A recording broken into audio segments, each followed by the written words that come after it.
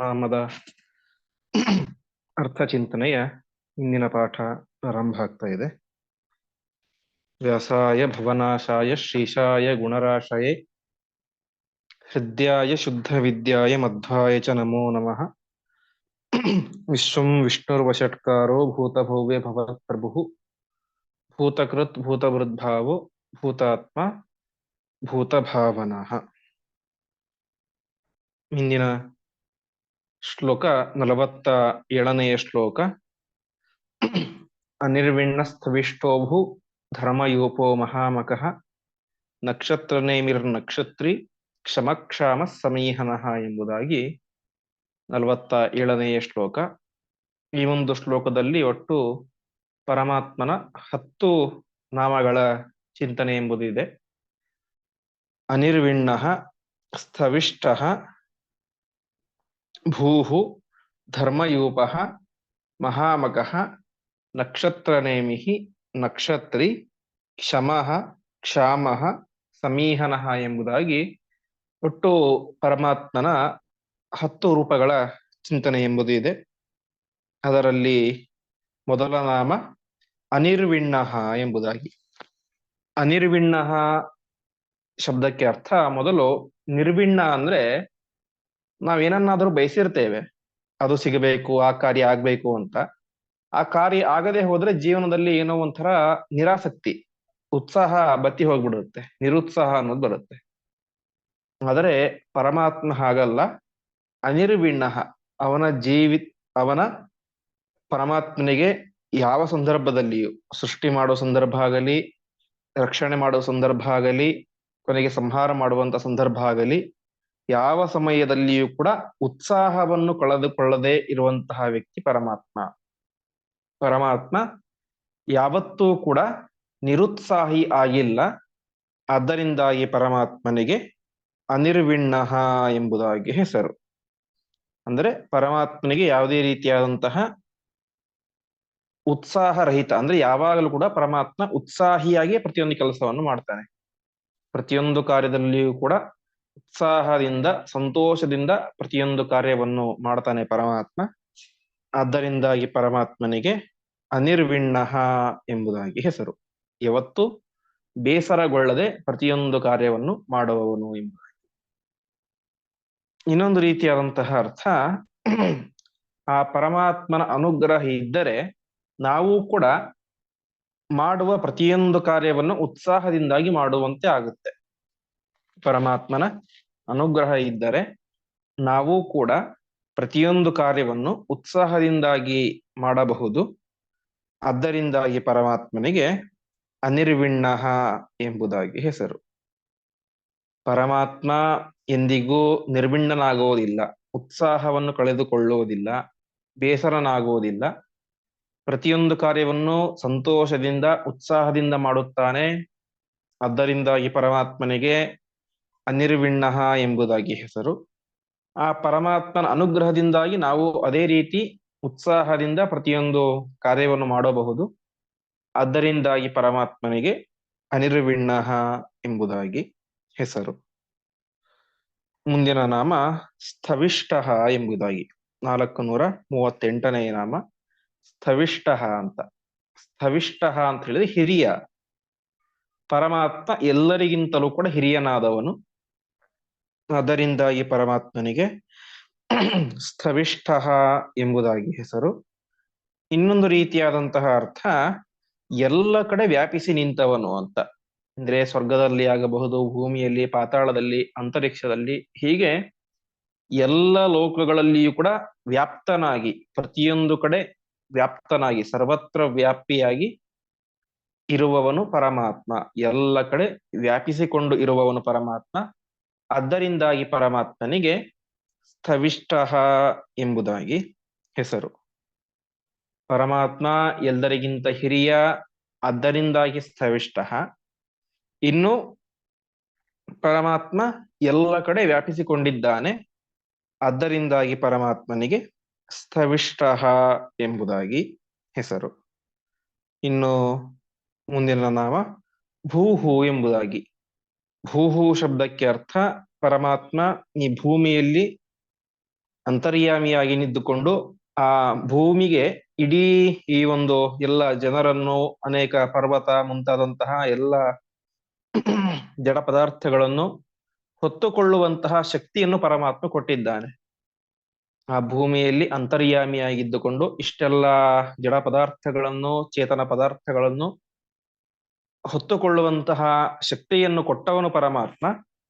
ಆದ್ದರಿಂದಾಗಿ ಪರಮಾತ್ಮನಿಗೆ ಭೂಹು ಎಂಬುದಾಗಿ ಹೆಸರು. ಇನ್ನು ಭವತೀತಿ ಭೂಹು ಅಂತ ಅಂದ್ರೆ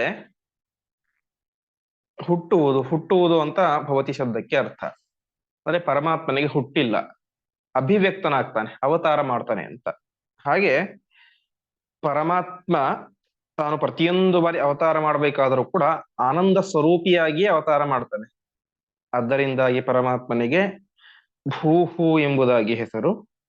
ಇನ್ನು ಅನೇನ ಸರ್ವಂ ಭವತಿ, ಪರಮಾತ್ಮನಿಂದಾಗಿ ಎಲ್ಲವೂ ಹುಟ್ಟುತ್ತೆ. ಪರಮಾತ್ಮ ಎಲ್ಲವನ್ನು ಸೃಷ್ಟಿ ಮಾಡ್ತಾನೆ, ಪರಮಾತ್ಮನಿಂದಾಗಿ ಎಲ್ಲವೂ ಹುಟ್ಟುತ್ತೆ. ಆದ್ದರಿಂದಾಗಿ ಪರಮಾತ್ಮನಿಗೆ ಭೂಹು ಎಂಬುದಾಗಿ ಹೆಸರು.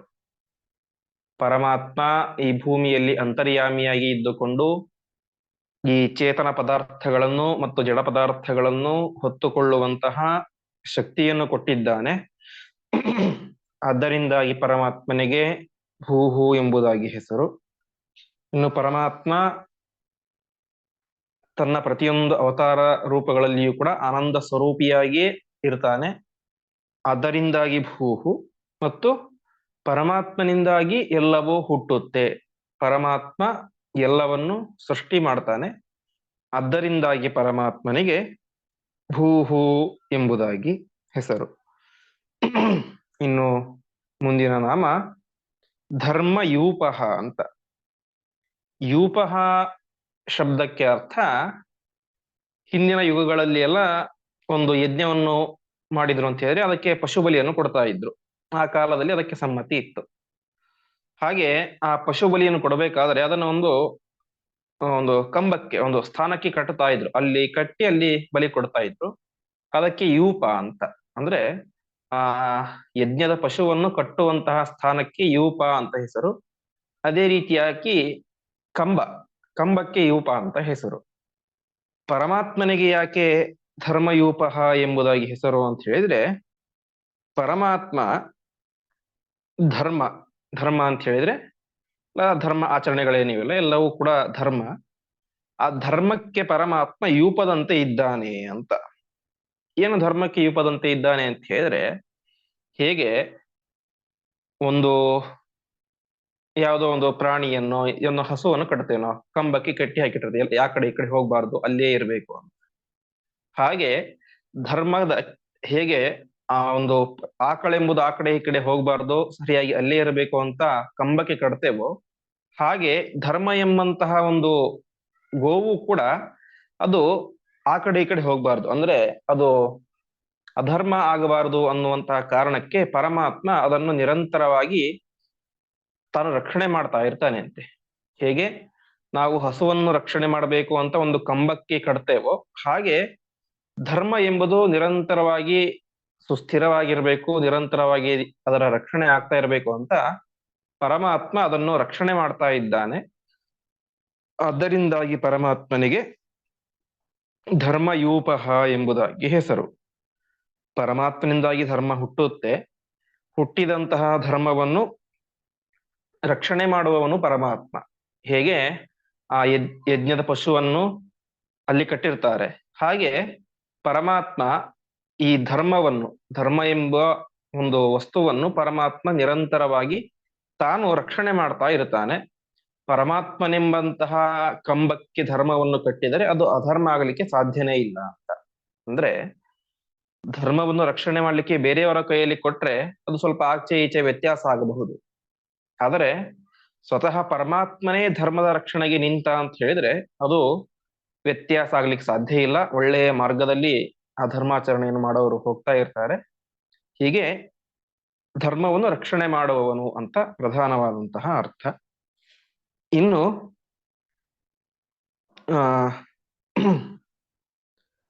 ಧರ್ಮ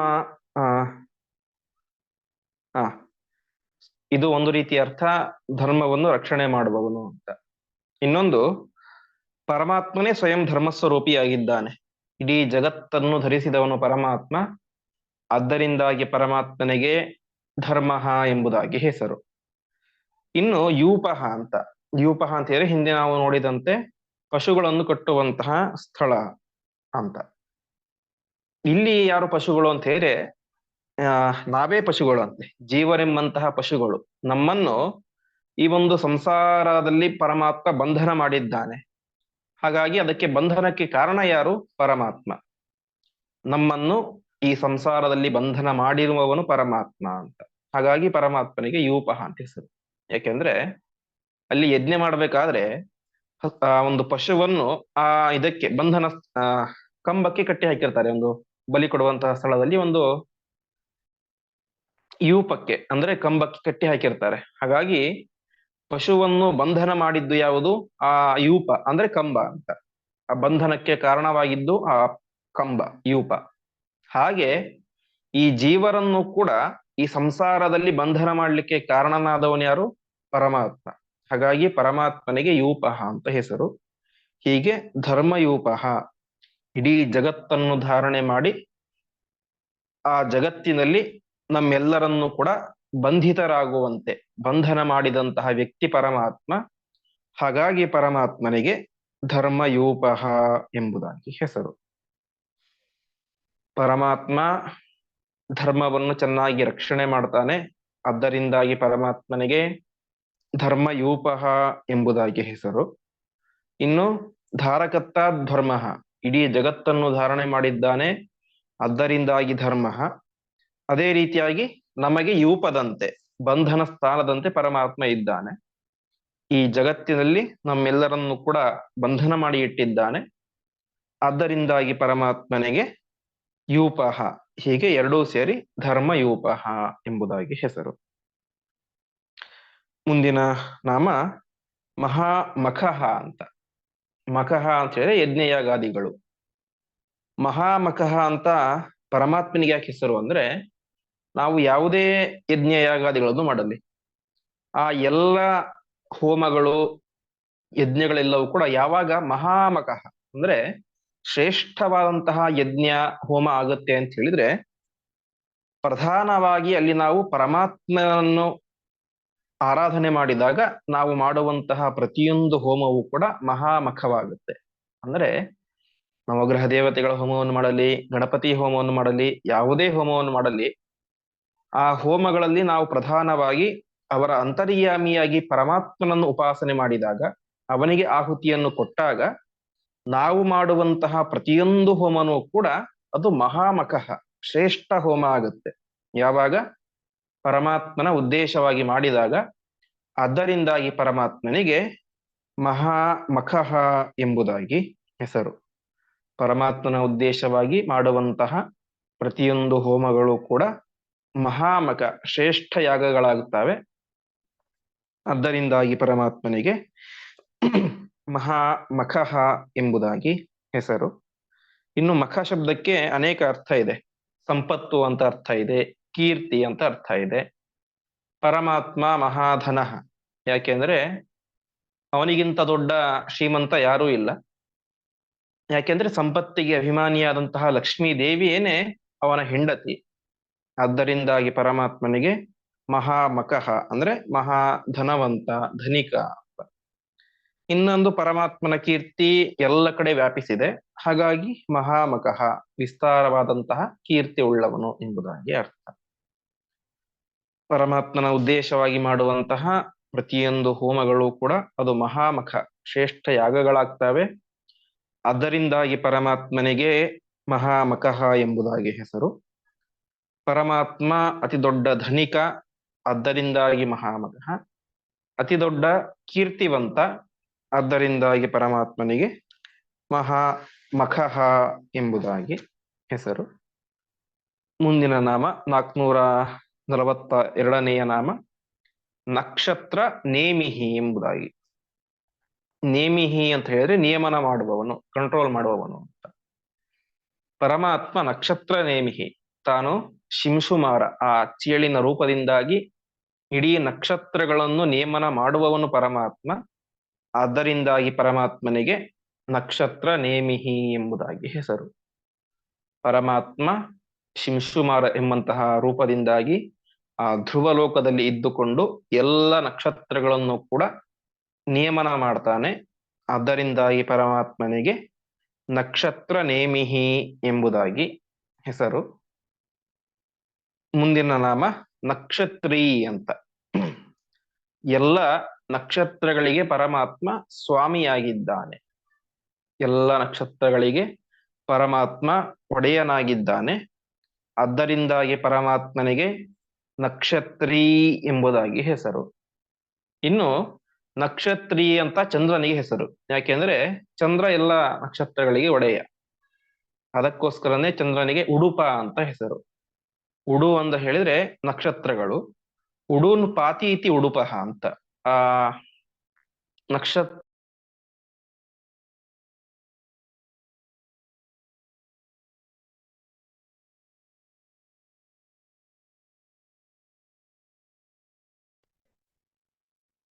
ಉಡುಪ ಅಂತ ಹೆಸರು. ನಕ್ಷತ್ರಿ ಎಂಬುದಾಗಿ ಹೆಸರು. ಯಾಕೆ?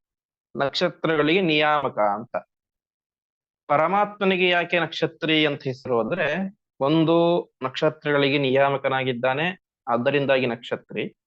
ಇನ್ನು ಆ ಚಂದ್ರನಲ್ಲಿ ವಿಶೇಷವಾಗಿ ಅಂತರ್ಯಾಮಿ ಆಗಿದ್ದಾನೆ. ನಕ್ಷತ್ರಗಳ ಸ್ವಾಮಿಯಾದಂತಹ ಚಂದ್ರನಲ್ಲಿ ಅಂತರ್ಯಾಮಿಯಾಗಿ ಪರಮಾತ್ಮ ಇದ್ದಾನೆ. ಆದ್ದರಿಂದಾಗಿ ಪರಮಾತ್ಮನಿಗೆ ನಕ್ಷತ್ರಿ ಎಂಬುದಾಗಿ ಹೆಸರು.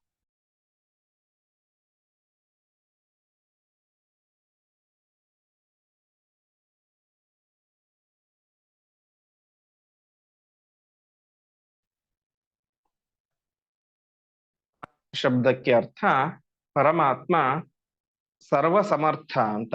ಪರಮಾತ್ಮ ಏನನ್ನು ಬೇಕಾದರೂ ಮಾಡಲಿಕ್ಕೆ ಸಾಮರ್ಥ್ಯ ಇರುವವನು. ಆದ್ದರಿಂದಾಗಿ ಪರಮಾತ್ಮನಿಗೆ ಕ್ಷಮಃ ಎಂಬುದಾಗಿ ಹೆಸರು. ಏನು ಬೇಕಾದರೂ ಮಾಡುವಂತಹ ಸಾಮರ್ಥ್ಯ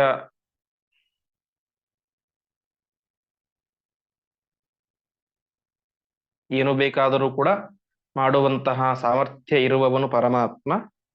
ಆದ್ದರಿಂದಾಗಿ ಪರಮಾತ್ಮನಿಗೆ ಕ್ಷಮಃ ಎಂಬುದಾಗಿ ಹೆಸರು. ಸರ್ವ ಸಮರ್ಥ ಅಂತ. ಇನ್ನೊಂದು ರೀತಿಯಾದಂತಹ ಅರ್ಥ ಕ್ಷಮಃ ಅಂತ ಹೇಳಿದ್ರೆ ಮಹಾ ಕ್ಷಮಾಗುಣ ಉಳ್ಳವನು ಅಂತ. ಪರಮಾತ್ಮ ಭಕ್ತರು ಮಾಡಿದಂತಹ ಅಪರಾಧಗಳನ್ನು ಕ್ಷಮಿಸುತ್ತಾನೆ. ಆದ್ದರಿಂದಾಗಿ ಪರಮಾತ್ಮನಿಗೆ ಕ್ಷಮಃ ಎಂಬುದಾಗಿ ಹೆಸರು. ಭಕ್ತರು ಮಾಡಿದಂತಹ ಅಪರಾಧವನ್ನು ಪರಮಾತ್ಮ ಕ್ಷಮಿಸುತ್ತಾನೆ. ಆದ್ದರಿಂದಾಗಿ ಪರಮಾತ್ಮನಿಗೆ ಕ್ಷಮಃ ಎಂಬುದಾಗಿ ಹೆಸರು. ಹೀಗೆ ಸರ್ವ ಸಮರ್ಥ, ಏನನ್ನು ಬೇಕಾದರೂ ಕೂಡ ಮಾಡುವಂತಹ ಸಾಮರ್ಥ್ಯ ಇರುವವನು ಪರಮಾತ್ಮ. ಆದ್ದರಿಂದಾಗಿ ಕ್ಷಮಃ. ಇನ್ನು ಭಕ್ತರು ಮಾಡಿದಂತಹ ಅಪರಾಧಗಳನ್ನು ಪರಮಾತ್ಮ ಸಹಿಸುತ್ತಾನೆ. ಕ್ಷಮಾಗುಣವುಳ್ಳವನು ಪರಮಾತ್ಮ. ಆದ್ದರಿಂದಾಗಿ ಪರಮಾತ್ಮನಿಗೆ ಕ್ಷಮಃ ಎಂಬುದಾಗಿ ಹೆಸರು. ಮುಂದಿನ ನಾಮ ಕ್ಷಾಮಃ ಎಂಬುದಾಗಿ. ಕ್ಷಾಮಃ ಶಬ್ದಕ್ಕೆ ಒಂದು ಕ್ಷ ಅಂತ ಹೇಳಿದ್ರೆ ಮಂದಿರಗಳು, ಅಂದ್ರೆ ಆವಾಸ ಸ್ಥಾನ ಅಂತ. ಪರಮಾತ್ಮ ಅವನಿಗೆ ಅನಂತ ಮಂದಿರಗಳಿವೆ. ಆದ್ದರಿಂದಾಗಿ ಪರಮಾತ್ಮನಿಗೆ ಕ್ಷಾಮಃ ಎಂಬುದಾಗಿ ಹೆಸರು. ಮಂದಿರಗಳು ಅಂತ ಹೇಳಿ ಕೇವಲ ದೇವಸ್ಥಾನ ಅಂತಲ್ಲ, ಪ್ರತಿಯೊಬ್ಬ ಜ್ಞಾನಿಗಳ ಹೃದಯವೂ ಕೂಡ ಒಂದು ದೇವಸ್ಥಾನದಂತೆ. ಹಾಗಾಗಿ ಪರಮಾತ್ಮನ ಆವಾಸ ಸ್ಥಾನ ಅಂದ್ರೆ ಅವನಿಗೆ ಮಂದಿರಗಳು ಅನೇಕ ಇವೆ. ಕ್ಷ ಅಂತ ಹೇಳಿದ್ರೆ ಮಂದಿರ, ಅದು ಅಮ ಅಂತ ಅಮಿತವಾದಂತಹ ಅಸಂಖ್ಯಾತವಾದಂತಹ ಆವಾಸ ಸ್ಥಾನಗಳು ಪರಮಾತ್ಮನಿಗೆ ಇದೆ. ಆದ್ದರಿಂದಾಗಿ ಪರಮಾತ್ಮನಿಗೆ ಕ್ಷಾಮಃ ಎಂಬುದಾಗಿ ಹೆಸರು. ಇನ್ನೊಂದು ರೀತಿಯಾದಂತಹ ಅರ್ಥ ಕ್ಷಾಮ ಅಂದ್ರೆ ನಾವು ಹೇಳಿದಂತೆ ಮಹಾಕ್ಷಾಮ ಬಂದ್ಬಿಟ್ಟಿತ್ತು ಅಂದ್ರೆ ತಿನ್ಲಿಕ್ಕೆ ಆಹಾರದ ಗತಿ ಇಲ್ಲ, ಕುಡಿಲಿಕ್ಕೆ ನೀರಿಲ್ಲ, ಮೈ ತುಂಬಾ ರೋಗ. ಇದನ್ನು ಮಹಾಕ್ಷಾಮ ಅಂತ ಕರೀತಾರೆ. ಪರಮಾತ್ಮ ಆ ಕ್ಷಾಮದಲ್ಲಿ ಇದ್ದುಕೊಂಡು ಅದನ್ನು ಕೊಟ್ಟಿರ್ತಾನೆ. ನಮ್ಮ ನಮ್ಮ ಕರ್ಮಕ್ಕೆ ಅನುಸಾರವಾಗಿ ಅದನ್ನು ಅನುಭವಿಸಬೇಕು ಅಂತ ನಮ್ಮ ಕರ್ಮ. ಹಾಗಾಗಿ ಆ ಕರ್ಮಕ್ಕೆ ಅನುಸಾರವಾಗಿ ಆ ಕ್ಷಾಮವನ್ನು ಪರಮಾತ್ಮ ಉಂಟು ಮಾಡಿರ್ತಾನೆ. ಆದ್ದರಿಂದಾಗಿ ಪರಮಾತ್ಮನಿಗೆ ಕ್ಷಾಮಃ ಎಂಬುದಾಗಿ ಹೆಸರು. ನಮ್ಮ ನಮ್ಮ ಕರ್ಮಗಳಿಗೆ ಅನುಸಾರವಾಗಿ ಆ ಕ್ಷಾಮವನ್ನು ಉಂಟು ಮಾಡಿ ಅದನ್ನು ಅನುಭವಿಸುವಂತೆ ಪರಮಾತ್ಮ ಮಾಡ್ತಾನೆ. ಅದರಿಂದಾಗಿ ಪರಮಾತ್ಮನಿಗೆ ಕ್ಷಾಮಃ ಎಂಬುದಾಗಿ ಹೆಸರು. ಅಸಂಖ್ಯಾತವಾದಂತಹ ಮಂದಿರವುಳ್ಳವನು, ಅನೇಕ ಜ್ಞಾನಿಗಳ ಹೃದಯದಲ್ಲಿ ವಾಸವಾಗಿರುವವನು ಪರಮಾತ್ಮ. ಅದರಿಂದಾಗಿ ಪರಮಾತ್ಮನಿಗೆ ಕ್ಷಾಮಃ ಎಂಬುದಾಗಿ ಹೆಸರು. ಇನ್ನು ಕ್ಷಾಮದ ನಿಯಾಮಕ ಅಂದರೆ ನಮ್ಮ ನಮ್ಮ ಕರ್ಮಾನುಸಾರವಾಗಿ ಆ ಕ್ಷಾಮವನ್ನು ಸೃಷ್ಟಿ ಮಾಡಿ ಅದನ್ನು ಅನುಭವಿಸುವಂತೆ ಮಾಡುವವನು ಪರಮಾತ್ಮ. ಅದರಿಂದಾಗಿ ಪರಮಾತ್ಮನಿಗೆ ಕ್ಷಾಮಃ ಎಂಬುದಾಗಿ ಹೆಸರು. ಮತ್ತೆ ಮುಂದೆ ಇನ್ನೊಂದು ಬಾರಿ ಈ ನಾಮ ಬರುತ್ತೆ, ಆವಾಗ ಇನ್ನು ಹೆಚ್ಚಿನ ಅರ್ಥಗಳನ್ನು ನೋಡೋಣ. ಕೊನೆಯ ನಾಮ ಸಮೀಹನಃ ಎಂಬುದಾಗಿ 446ನೆಯ ನಾಮ. ಸಮೀಹನಃ ಅಂತ ಹೇಳಿದ್ರೆ ಪರಮಾತ್ಮ ಮಾಡುವಂತಹ ಪ್ರತಿಯೊಂದು ಕಾರ್ಯವೂ ಕೂಡ ಸಮೀಚೀನವಾದಂತಹ ಕಾರ್ಯ. ಅಂದ್ರೆ ಸರಿಯಾದ ಕಾರ್ಯವನ್ನೇ ಪರಮಾತ್ಮ ಯಾವಾಗಲೂ ಮಾಡ್ತಾನೆ. ಅದರಿಂದಾಗಿ ಪರಮಾತ್ಮನಿಗೆ ಸಮೀಹನಃ ಎಂಬುದಾಗಿ ಹೆಸರು. ಪರಮಾತ್ಮ ಸಮೀಚೀನವಾದಂತಹ ಕಾರ್ಯಗಳನ್ನೇ ಮಾಡ್ತಾನೆ. ಅದರಿಂದಾಗಿ ಸಮೀಹನಃ ಎಂಬುದಾಗಿ ಹೆಸರು. ಇನ್ನು ತಾನು ಮಾಡುವಂತಹ ಪ್ರತಿಯೊಂದು ಕಾರ್ಯವನ್ನು ಕೂಡ ಸಮರ್ಥವಾಗಿ ಮಾಡ್ತಾನೆ ಅಂತ, ದಕ್ಷತೆಯಿಂದಾಗಿ ಮಾಡ್ತಾನೆ. ಅದರಿಂದಾಗಿ ಪರಮಾತ್ಮನಿಗೆ ಸಮೀಹನಃ ಎಂಬುದಾಗಿ ಹೆಸರು. ಇನ್ನು ಆ ಪರಮಾತ್ಮನ ಅನುಗ್ರಹ ಇದ್ದರೆ ನಾವು ಕೂಡ ನಮ್ಮ ಕಾರ್ಯಗಳನ್ನು ಸಮರ್ಥವಾಗಿ ದಕ್ಷತೆಯಿಂದಾಗಿ ಮಾಡಬಹುದು. ಅದರಿಂದಾಗಿ ಪರಮಾತ್ಮನಿಗೆ ಸಮೀಹನಃ ಎಂಬುದಾಗಿ ಹೆಸರು. ಪರಮಾತ್ಮ ಸಮೀಚೀನವಾದಂತಹ ಕಾರ್ಯಗಳನ್ನೇ ಮಾಡ್ತಾನೆ. ಅದರಿಂದಾಗಿ ಪರಮಾತ್ಮನಿಗೆ ಸಮೀಹನಃ ಎಂಬುದಾಗಿ ಹೆಸರು. ತಾನು ಮಾಡುವಂತಹ ಪ್ರತಿಯೊಂದು ಕಾರ್ಯವನ್ನು ಕೂಡ ಸಮರ್ಥವಾಗಿ ಮಾಡ್ತಾರೆ. ಅದರಲ್ಲಿ ಯಾವುದೇ ರೀತಿಯಾದಂತಹ ಲೋಪದೋಷಗಳು ಆಗುವುದಿಲ್ಲ. ಅದರಿಂದಾಗಿ ಪರಮಾತ್ಮನಿಗೆ ಸಮೀಹನಃ ಎಂಬುದಾಗಿ ಹೆಸರು. ಇನ್ನು ಅವನ ಅನುಗ್ರಹದಿಂದಾಗಿ ನಾವು ಕೂಡ ನಮ್ಮ ಕಾರ್ಯಗಳನ್ನು ಸಮೀಚೀನವಾಗಿ ಸಮರ್ಥವಾಗಿ ಮಾಡಬಹುದು. ಅದರಿಂದಾಗಿ ಪರಮಾತ್ಮನಿಗೆ ಸಮೀಹನಃ ಎಂಬುದಾಗಿ ಹೆಸರು. ಹೀಗೆ ಒಟ್ಟು 10 ನಾಮಗಳು. ಅನಿರ್ವಿಣ್ಣಃ, ಸ್ಥವಿಷ್ಟಃ, ಭೂಹು, ಧರ್ಮಯೂಪಃ, ಮಹಾಮಖಃ, ನಕ್ಷತ್ರನೇಮಿಃ, ನಕ್ಷತ್ರಿ, ಕ್ಷಮಃ, ಕ್ಷಾಮಃ, ಸಮೀಹನಃ ಎಂಬುದಾಗಿ ಪರಮಾತ್ಮನ ಒಟ್ಟು 10 ನಾಮಗಳ ಚಿಂತನೆಯನ್ನು ಈ ಒಂದು ಶ್ಲೋಕದಲ್ಲಿ ನಡೆಸಿದ್ದೇವೆ. ಇಲ್ಲಿಗೆ ಇಂದಿನ ಪಾಠವನ್ನು ಶ್ರೀಕೃಷ್ಣಾರ್ಪಣಮಸ್ತು.